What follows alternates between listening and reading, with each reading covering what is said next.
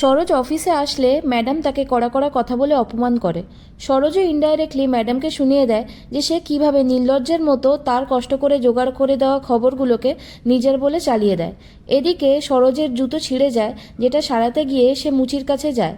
সরোজ তার হাতে রাখা কাগজটা দেখতে পায় যে উত্তরবঙ্গে ময়ূক সেনের পরিবারের সাথে ঘটে যাওয়া দুর্ঘটনার খবরের বিজ্ঞাপন। দূরে দাঁড়িয়ে থাকা কিছু গরিব বাচ্চাদেরকে সরোজ দেখতে পায়। তখন তার হারিয়ে যাওয়া দাদা আর বোনের কথা খুব মনে পড়ে।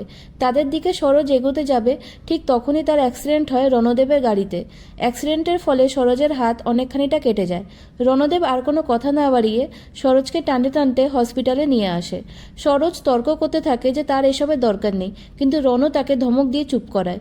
এরপরে একজন নার্সের সাথে সরোজের দেখা হয়, যাকে দেখে তার মনে পড়ে যায় সেই ছোট্টবেলায় তার হারিয়ে যাওয়া বোনের কথা। তার বোনের সাথে এই মেয়েটির কতখানিটা মিল। মেয়েটি সরোজের চিকিৎসা করতে থাকে। সরোজ ছোটবেলার স্মৃতির খেয়ালে বিভোর হয়ে যায়। এদিকে রণর কাছে অর্ণবের কল আসে। অর্ণব জানায় যে সে আজই তার ভালোবাসার মানুষকে তার মনের কথা বলতে চায়। এতে রণ খুব খুশি হয় আর অর্ণবকে এনকারেজ করে। এরপরে নার্সটি সরোজকে ইঞ্জেকশন দিতে যাবে, আর ইঞ্জেকশনে সরোজ খুবই ভয় পায়। তাই সে ভয় পেয়ে রণর হাত চেপে ধরে, এত জোরে চেপে ধরে যে রণর হাত থেকে রক্ত বেরিয়ে আসে।